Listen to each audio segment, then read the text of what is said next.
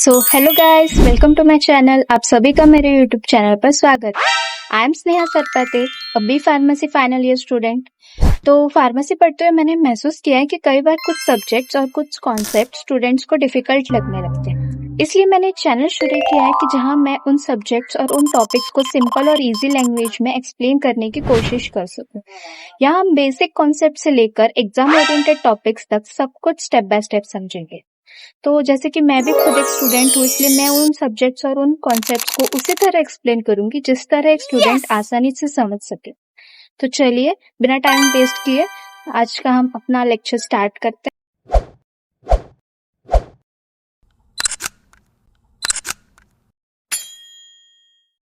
सबसे पहले हम आज के लेक्चर में ये जानेंगे कि फार्मेसी क्या है, क्योंकि अभी हम फार्मेसी पढ़ रहे हैं तो हमें ये जानना बहुत जरूरी है कि ये एग्जैक्टली है क्या। क्योंकि जब तक हम ये नहीं जानेंगे कि वो क्या है तब तक हमें उसमें इंटरेस्ट नहीं आएगा।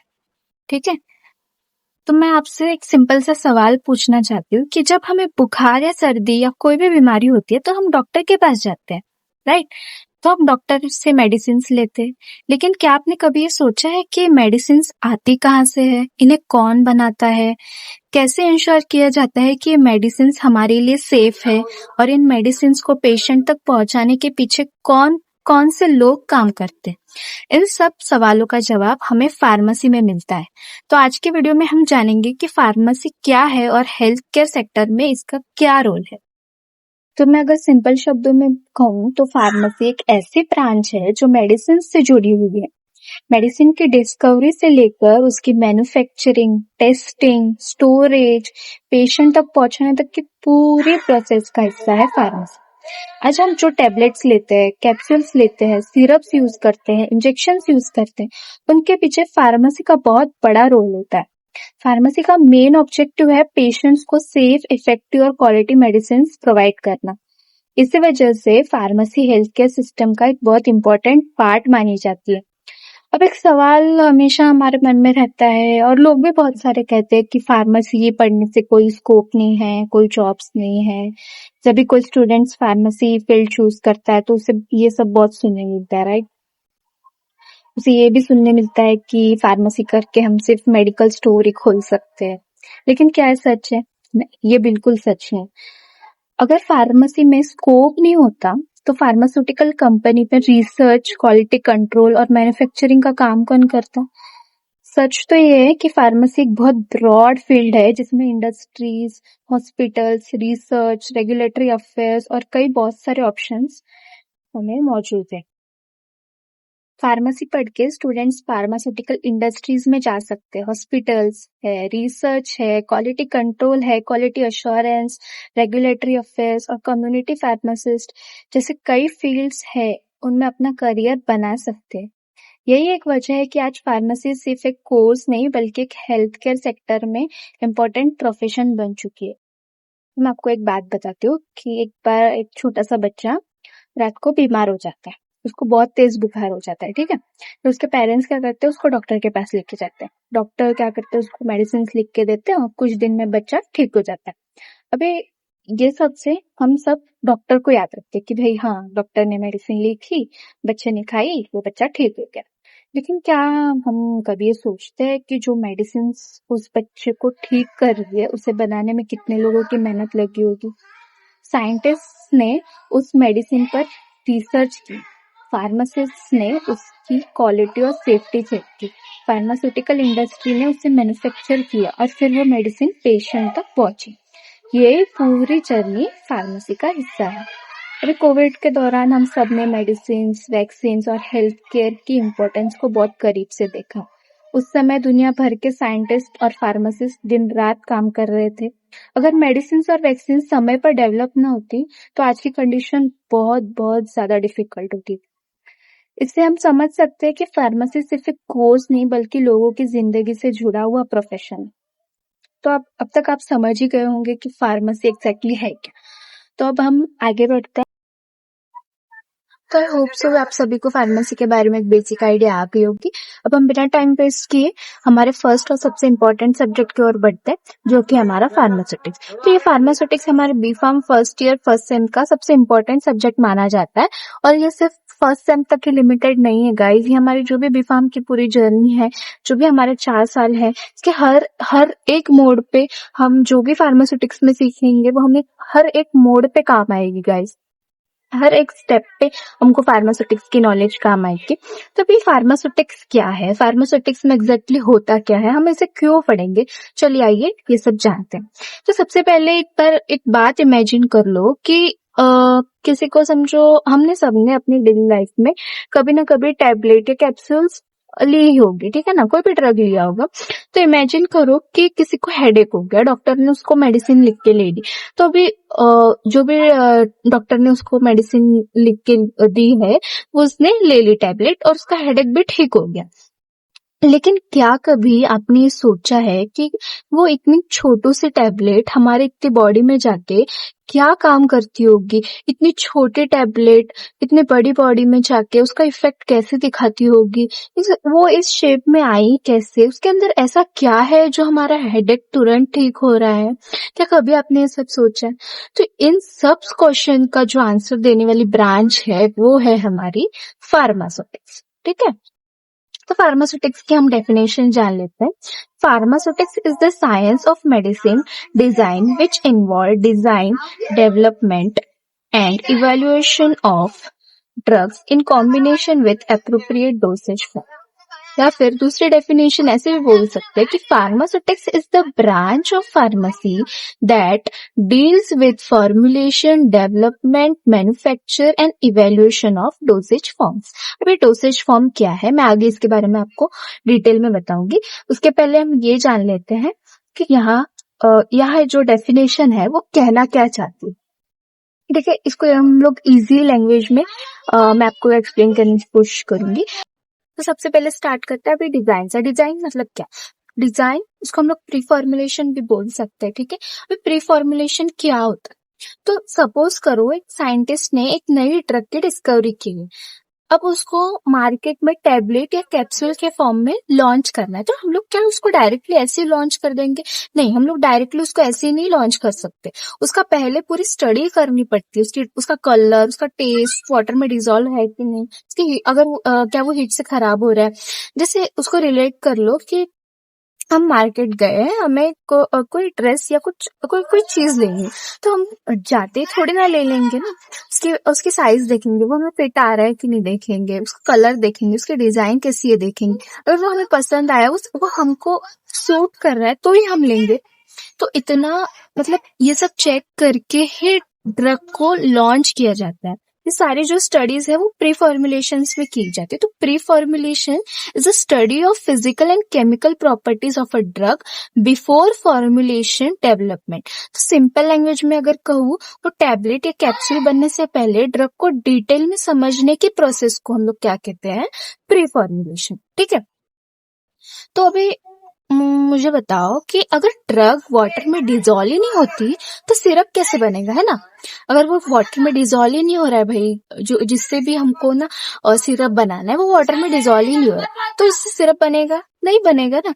अगर ड्रग सनलाइट में डिग्रेड हो जा रहा है तो उसको पैकिंग कैसे करेंगे, उसको कैसे स्टेबल रखेंगे?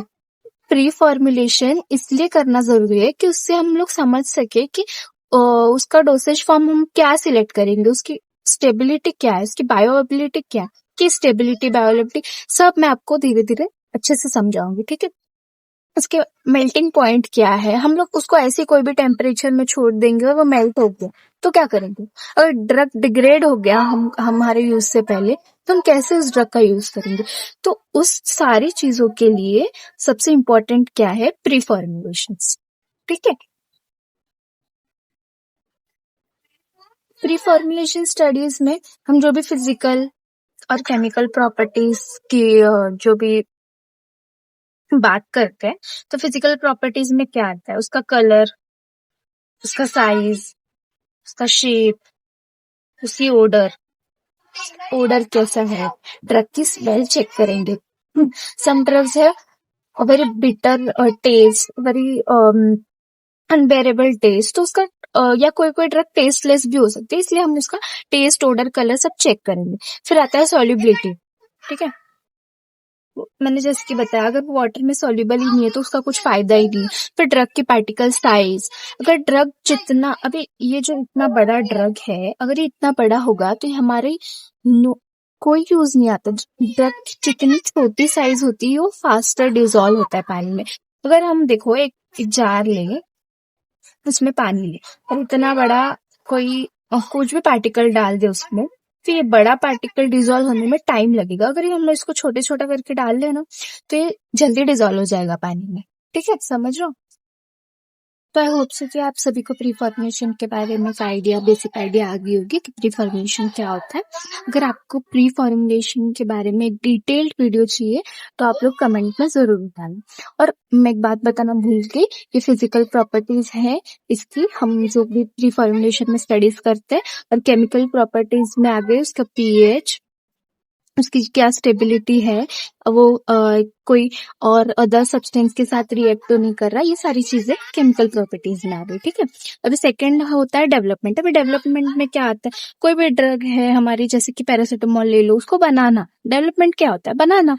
तो डेवलपमेंट में हमको एक छोटे से ड्रग से पूरा एक इंटैक्ट फॉर्म में टैबलेट बनाना, तो जो भी सारी प्रोसेस आएगी मैन्युफैक्चरिंग की, वो सारी डेवलपमेंट में आती है। उसके बाद क्या आता है, evolution of drug in combination with appropriate dosage form. अब इवोल्यूशन करना मतलब क्या होता है, ठीक है, इवोल्यूशन करना मतलब होता है उस ड्रग की टेस्टिंग करना। अभी हमने टैबलेट बना ली, हम लोग उसको डायरेक्ट मार्केट में ऐसे ही नहीं भेज सकते। वो टैबलेट कोई भी एडवर्स इफेक्ट शो कर सकती है। एडवर्स इफेक्ट मतलब कोई भी साइड इफेक्ट शो कर सकती है पेशेंट को, बिना उसे जाने हम लोग पेशेंट को नहीं पहुंचा सकते। वो सारी चीज बहुत अनसेफ है वो चीज। तो उसके लिए पहले हम लोग इवोल्यूशन करेंगे कि वो जो चीज हमने बनाई है वो ठीक है कि नहीं। जैसे हम लोग देखो अभी खाना बनाते हैं, खाना बनाया, हम उसको टेस्ट तो करेंगे ना कि वो ठीक से बनाया है कि नहीं, उसमें नमक मिर्च मसाला सब बरोबर है कि नहीं, वो सब हम चेक करेंगे। तो वैसे ड्रग को भी हम लोग पहले टेस्ट करेंगे कि वो सेफ बना है कि नहीं, इफेक्टिव बना है कि नहीं, वो पेशेंट तक पहुंचने के लायक है कि नहीं। ठीक है, वो सारी चीजें आ गई इवैल्यूएशन में। अब मैंने आपको एक छोटी सी आइडिया दे दी कि डिजाइन डेवलपमेंट और इवैल्यूएशन में क्या आता है, और फार्मास्यूटिक्स में हम ये सारी चीजें स्टडी करते हैं। ठीक है, ये चीजें हो गई फार्मास्यूटिक्स के बारे में, फार्मास्यूटिक्स क्या होता है। अब हम आपका फार्मास्यूटिक्स का यूनिट फर्स्ट स्टार्ट करने जा रहे हैं। तो यूनिट फर्स्ट में आपको ये सारी चीजें सीखनी है। तो फर्स्ट है historical background and development of profession of pharmacy. यानी कि जो भी हमारी फार्मेसी है, जो हम जिस प्रोफेशन में है अभी, जो हम प्रोफेशन स्टडी कर रहे हैं, तो उसका हिस्टोरिकल बैकग्राउंड हम उसमें स्टडी करेंगे। Pharmacy in India in relation to pharmacy education, industry and organisation, pharmacy as a करके, ये सारी चीजें हम इसमें स्टडी करेंगे। क्योंकि जब तक हम लोग को यही नहीं पता होगा कि फार्मेसी की डेवलपमेंट कहाँ से हुई, उसका मेन मोटिव क्या था, डेवलप क्यों हुई, जब तक हम इन सब सवालों का जवाब नहीं ढूंढ लेते, तब तक हम लोग को वो पढ़ने में भी इंटरेस्ट नहीं आएगा। और कोई हमसे पूछ ले कि भाई तुम ये पढ़ रहे हो, लेकिन हमको यही नहीं पता कि हम क्यों पढ़ रहे हैं, इसका मेन मोटिव क्या है, ये कहाँ से डेवलप हुई, ये सारी चीजें हम लोग को नहीं पता होगी तो उसका क्या फायदा है ना। ये सारी चीजें हम लोग इसमें पढ़ेंगे।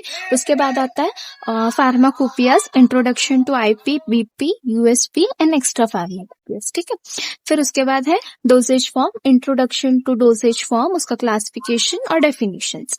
फिर उसके बाद है हमारा प्रिस्क्रिप्शंस, उसमें definitions, part of prescription, handling of prescription and errors in prescription. इसमें हम जानेंगे जो भी हम प्रिस्क्रिप्शन, डॉक्टर जो हमको प्रिस्क्रिप्शन देते हैं उसके बारे में हम डिटेल में स्टडी करेंगे।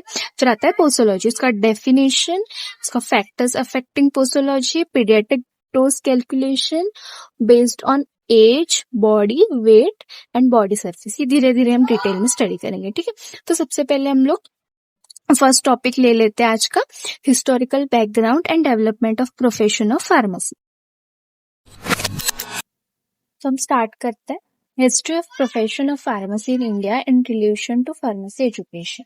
मैंने वीडियो के स्टार्टिंग में आप लोगों को फार्मेसी के बारे में थोड़ी सी इंट्रोडक्शन दे दी थी। यहाँ हम थोड़ी चीजें पढ़ते हैं कि फार्मेसी डिराइव कहाँ से, फार्मेसी वर्ड डिराइव कहाँ से। तो फार्मेसी ये ग्रीक वर्ड से डिराइव हुआ है जो कि है फार्माकॉन। और यहाँ फार्माकॉन का मीनिंग क्या है, ड्रग या मेडिसिन। तो pharmacy word is derived from the Greek word Pharmacon meaning drug और मेडिसिन। ठीक है, इसकी डेफिनेशन आप लोग याद रख लेना। The pharmacy is the study of medicine. It is an art and science of compounding and preparing suitable dosage form for administration of drug in the human and animal. तो pharmacy क्या है? Pharmacy में हम study करते हैं medicine की, उसको prepare करना, उसको पेशेंट तक पहुंचाना, उसको सुटेबल डोसेज फॉर्म में कन्वर्ट करके पेशेंट जैसे ह्यूमन एनिमल दोनों लिविंग बींग्स है, ठीक है ना, तो ह्यूमन और एनिमल दोनों तक पहुंचाना, उसको इस काबिल बनाना कि वो एडमिनिस्ट्रेट कर सके कोई भी। तो वो सारी चीजें जो पढ़ते हैं वो फार्मेसी में पढ़ते हैं। तो it includes collection, identification, purification, isolation, synthesis, standardisation and quality control of medicine and medicinal substances. तो जो सारी चीजें है उसको कलेक्ट, जो भी हमको ड्रग मिल रहा है उसको कलेक्ट करेंगे हम, फिर आइडेंटिफाई करेंगे कि हाँ वही है, स्टैंडर्ड बुक से हम आइडेंटिफाई करेंगे, मैच करेंगे कि हाँ वही है, फिर उसको प्योरीफाई करेंगे। हम लोग वो जो भी चीज हमको मिली है वो हम वैसी की वैसी नहीं दे सकते, उसमें बहुत सारी इम्प्योरिटीज भी प्रेजेंट होती है, ठीक है ना, तो उसको बोलते हैं प्योरिफिकेशन। तो उसका आइसोलेशन करना, उसको आइसोलेट करेंगे, उसका सिंथेसिस करेंगे, फिर स्टैंडर्डाइजेशन कि भाई हाँ उसको मैच करेंगे वो स्टैंडर्ड है कि नहीं, उसका क्वालिटी कंट्रोल, जो भी चीज बनी वो स्टैंडर्ड बनी है कि नहीं, फिर क्वालिटी कंट्रोल आता है, उसका क्वालिटी चेक करेंगे, ठीक है, ये सारी चीजें हो गई। तो the father of pharmacy is professor William Procter जिया। The father of pharmacy in India is M L. Schroff. ये दोनों बहुत इंपॉर्टेंट चीज है, आप लोगों को ये याद रखनी है, ठीक है। तो हम लोग अभी स्टार्ट करते हैं हिस्टोरिकल पीरियड से, ठीक है। तो स्टूडेंट्स, ये एक बात सोचो कि आज जो हम tablet, capsules, injection pharmacy store से 5 मिनट में लेकर आकर उसको यूज कर लेते, लेकिन क्या ये एक दिन में इन्वेंट हुए? नहीं, मेडिसिन की जर्नी हजारों साल पहले शुरू हुई थी, जब कोई मॉडर्न लैब नहीं थी और लोग सिर्फ प्लांट्स, हर्ब्स और नेचुरल सब्सटेंस से ट्रीटमेंट करते थे। इसी अमेजिंग जर्नी को आज हम लोग फार्मास्यूटिक्स के हिस्टोरिकल बैकग्राउंड में कवर करेंगे। तो सबसे पहले आता है हमारा एशियंट टाइम। तो एंशियंट टाइम में पीपल जो थे, लोग जो थे, वो उनके पास हम लोग जैसे अवेलेबल मेडिसिन, टैबलेट, कैप्सूल तो नहीं थे, तो वो लोग क्या करते थे, वो लोग जड़ी बूटियों से, प्लांट्स के रूट से, लीव से, बाग से, जो कुछ भी मिलता था उससे कुछ ना कुछ मिक्स कर कर उसे कुछ ना कुछ बना के वो डिजीज के अगेंस्ट उसको यूज करते थे, ठीक है ना। फिर उनमें 2 बड़े नाम आते हैं हमारे एंशियंट पीरियड में, एक तो एंशियंट इजिप्ट और एंशियंट इंडिया, ठीक है। तो इजिप्ट में जब एंशियंट टाइम चालू था तो एंशियंट इजिप्ट में मेडिसिन बनाने में बहुत सारे लोग एक्सपर्ट थे। वो लोग हनी, मिल्क, ऑयल और प्लांट के एक्सट्रैक्ट्स को मिलाकर ऑइंटमेंट और पाउडर बनाते थे। उन्होंने एक 110 फुट का एक लंबा पेपर स्क्रोल लिखा था, जिसे हम लोग कहते हैं अबेरस पेपायरस। ये एक मेडिकल डॉक्यूमेंट है जिसमें hundreds of diseases and medicine mentioned है, जैसे नुस्खे बोलते ना वैसे। फिर आता है हमारा इंडिया। इंडिया में हमको पता है आयुर्वेदा बहुत फेमस है। हमारे इंडिया में आयुर्वेदा का गोल्डन पीरियड चल रहा था। जो हमारे ग्रेट फिजिशियन चरक और सुश्रुत थे वो हमारे फादर ऑफ आयुर्वेदा है, ये आप लोग सब जानते हैं, ठीक है ना। तो आप लोग कमेंट में बताना उन्होंने कौन सी बुक्स लिखी थी। फिर आता है हमारा एंशियंट चाइनीज पीरियड। तो चाइनीज में जो हमारे शेनोंग थे, the father of Chinese medicine, तो उन्होंने क्या किया, उन्होंने खुद पे हंड्रेड्स ऑफ हर्ब्स टेस्ट किए खुद पे, ताकि वो उसकी मेडिसिनल प्रॉपर्टीज जान सके। Some herbs cure disease while other caused illness. कुछ ने उनके डिजीज को दूर किया तो कुछ ने उनको और बीमार कर दिया। तो इससे उनको पता चला ना क्या चीज में क्या छुपा है। तो through experiments knowledge about medicinal plant increased and became the foundation of Chinese medicine. तो उन्होंने चाइनीज मेडिसिन का फॉर्मेशन किया, ठीक है। फिर आता है हमारा ग्रीक पीरियड। तो ग्रीक पीरियड में जहां साइंस ने जादू टोना को पीछे छोड़ दिया। तो यहाँ हमारे 2 हीरोज हैं, हिपोक्रेट्स और गैलन भी है, ठीक है। मैं आपको बाद में आप लोग को यहाँ पे मेंशन करना है गैलन भी। तो हिपोक्रेट्स है, इन्हें हम फादर ऑफ मेडिसिन भी कहते हैं, क्योंकि उन्होंने पहली बार कहा कि बीमारी किसी भूत प्रेत या सुपर नेचुरल पावर्स की वजह से नहीं बल्कि नेचुरल कॉजेज से होती है।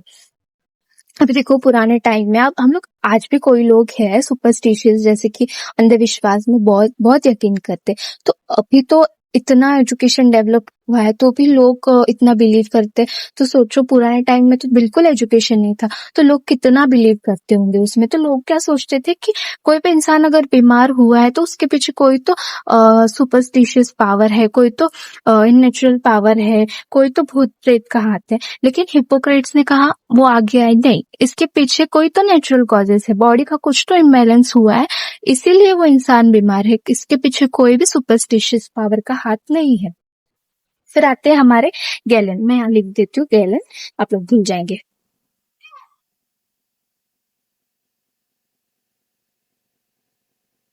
फादर ऑफ फार्मेसी, ठीक है। ये हमारे फर्स्ट फार्मासिस्ट थे।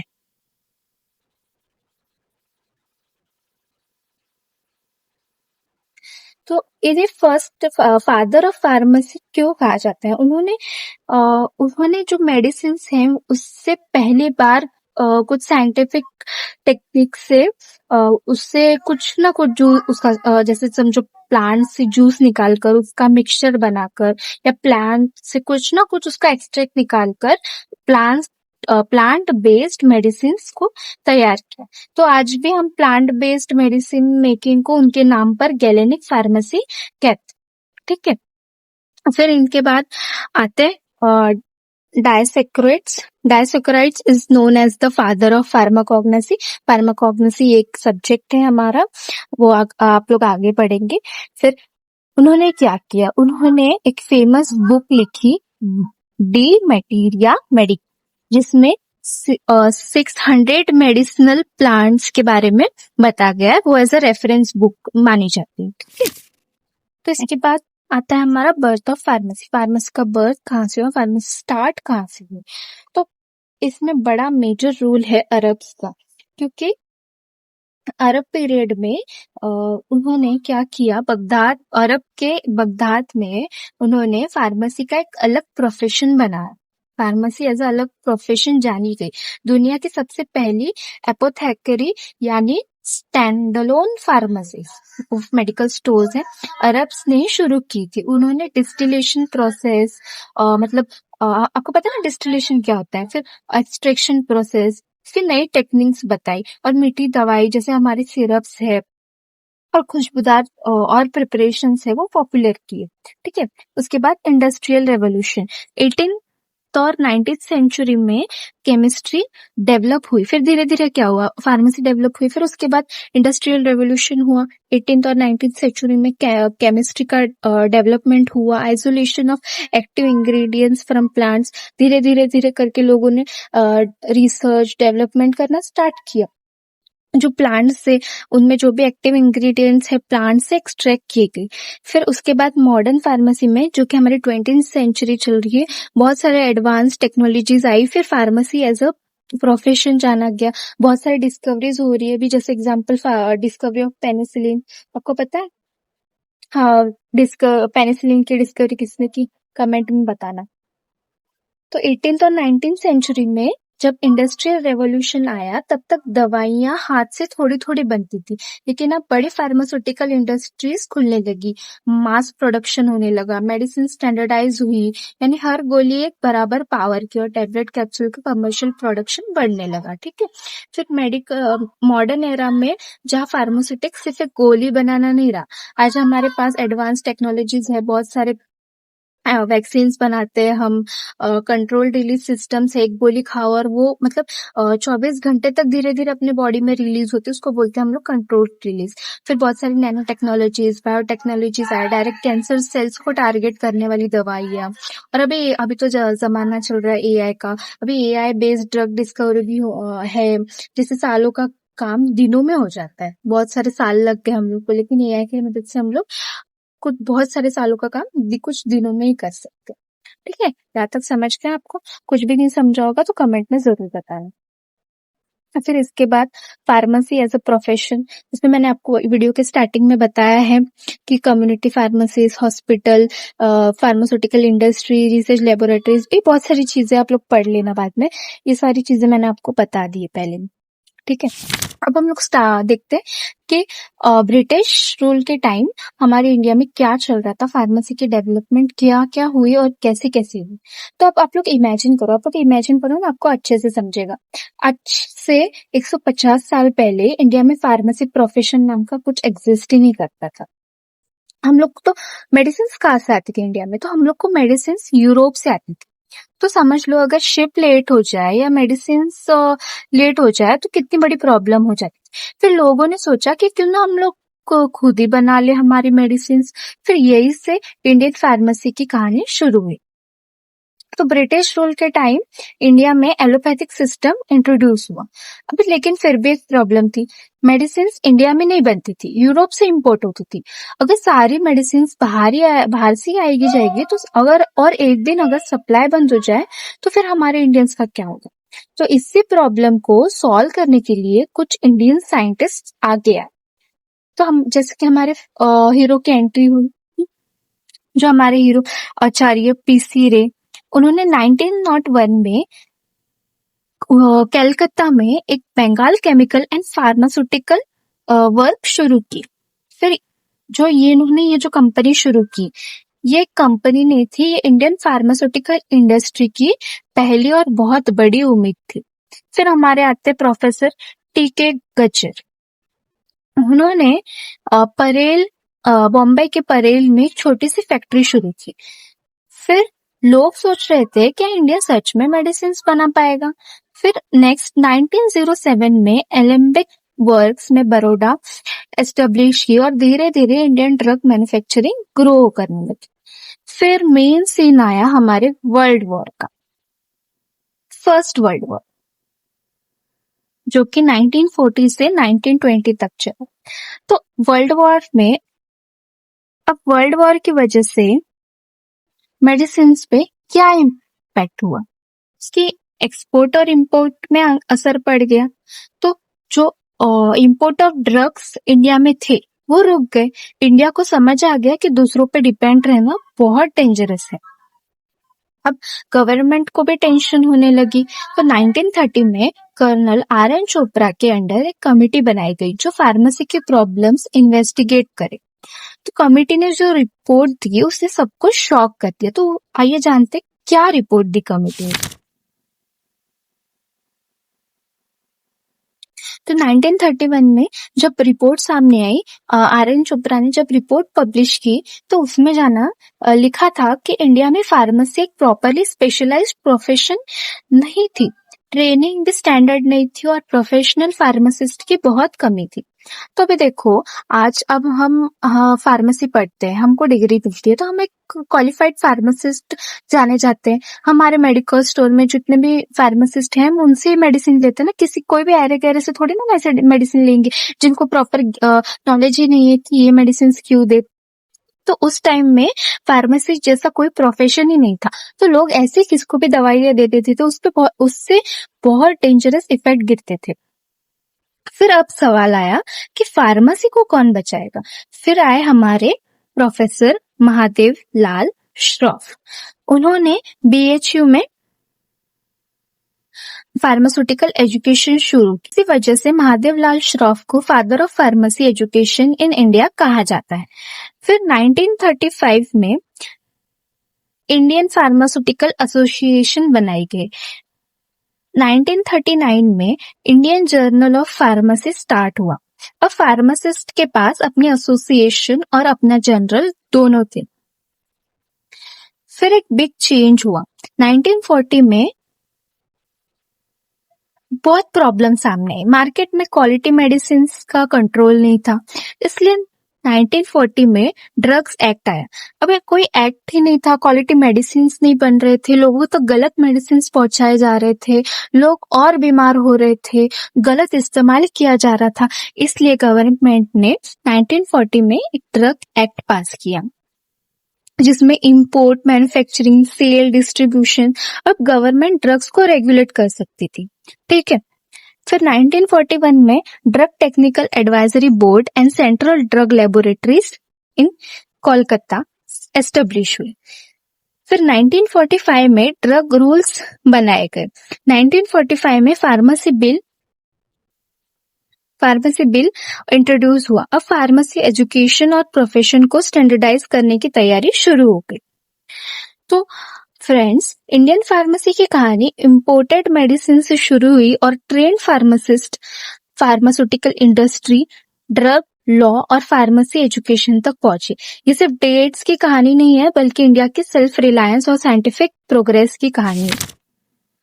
तो अब तक हम लोग ने जाना फार्मेसी की हिस्टोरिकल बैकग्राउंड के बारे में, बहुत सारी चीजें, बहुत सारी कहानियां हम लोग ने जानी।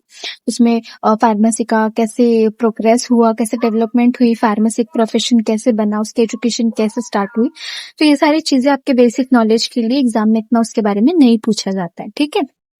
लेकिन फिर भी कोई कोई चीजें हैं आपको याद रखेंगे। फिर उसके बाद introduction to IP, BP, USP and extra pharmacopoeia, ये हमारा नेक्स्ट टॉपिक होगा।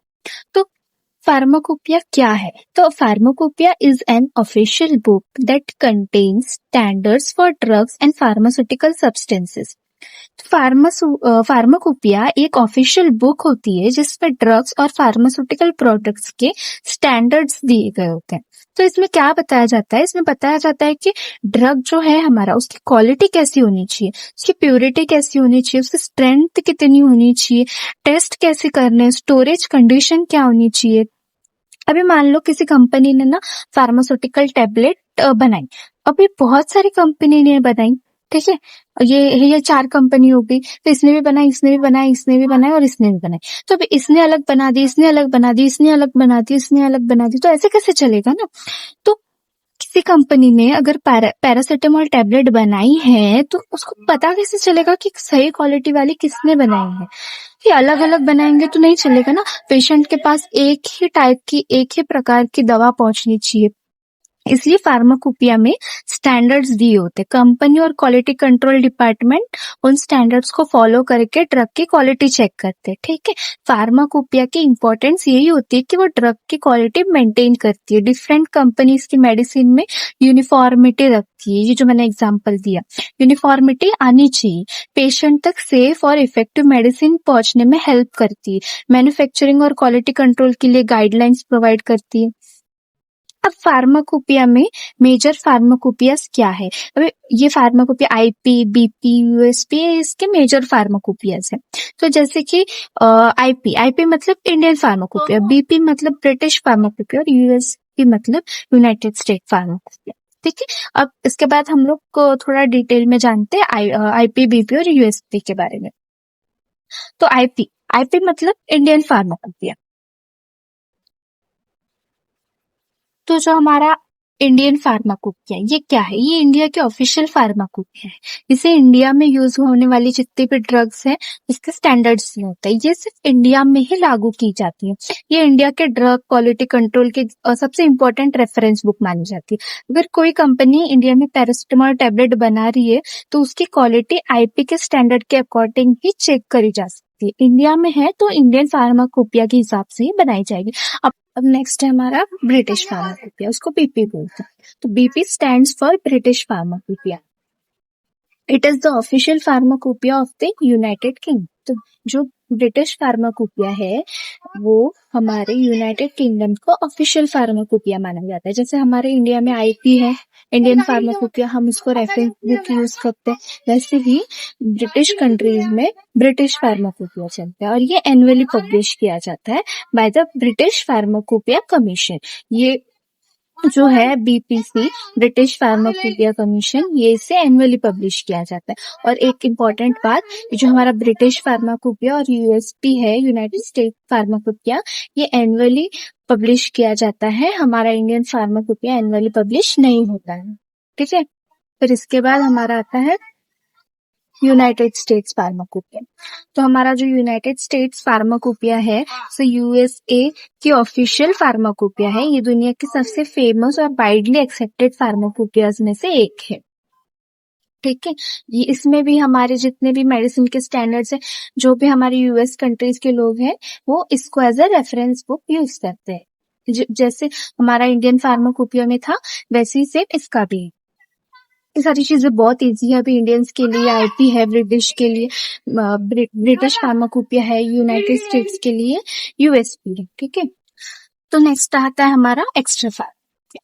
तो इसके पहले हमने देखा आईपी, पीपी और यूएसपी। तो आईपी, पीपी और यूएसपी के बारे में मैंने आपको बताई है हमको स्टैंडर्ड्स, जो भी इंफॉर्मेशन है वो प्रोवाइड करती है, स्टैंडर्ड्स बताती है ड्रग्स के।